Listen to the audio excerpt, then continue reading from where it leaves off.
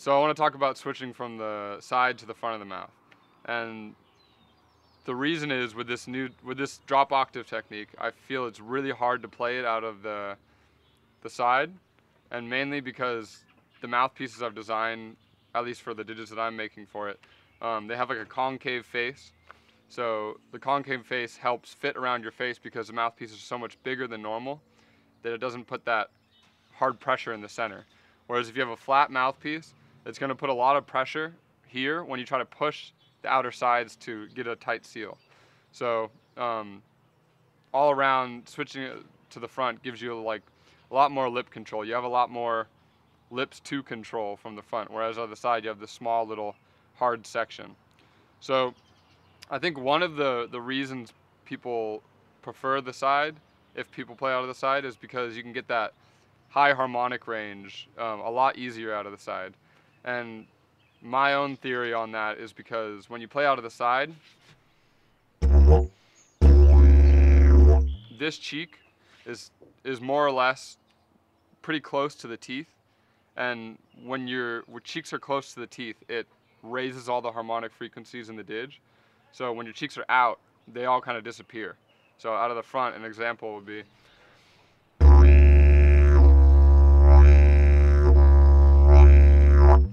so on the side, your lips are a little tougher and the cheeks are already in a little bit, so it's a lot easier to hit that harmonic range.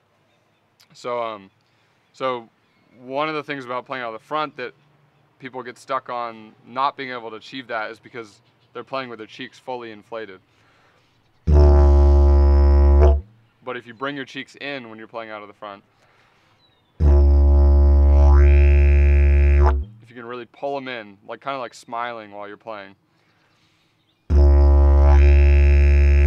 it opens up that harmonic field again, just like playing out of the side. And at first it's going to sound probably a little soft, like your drone quality is going to sound a little softer than you'd like it to if you're used to playing out of the side. But after like a couple weeks of practicing, maybe a couple months, took me a couple months, you'll get that clean drone sound back, and then you'll have a lot more room to explore all the dynamic range of these newer type of didges, and just in general have a lot more control. So Mike's going to demonstrate what you might hear if you're a side player and you try to switch to the front. And so let's hear your drone quality out of the side.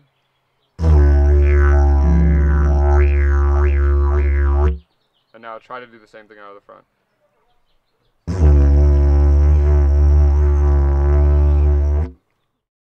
So you might have noticed while Mike was playing, his cheeks were fully inflated, and the drone got a lot softer in quality. It just takes like a little bit of practice to get your cheek muscles developed to be able to like hold tight.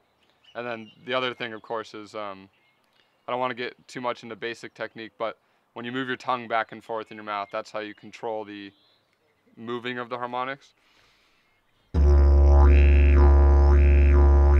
This represents my tongue sliding back and forth in my mouth.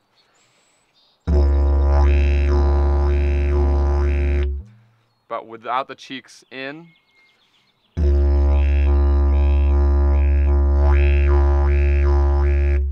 so when the cheeks go in, the harmonic range opens up and is able to be heard.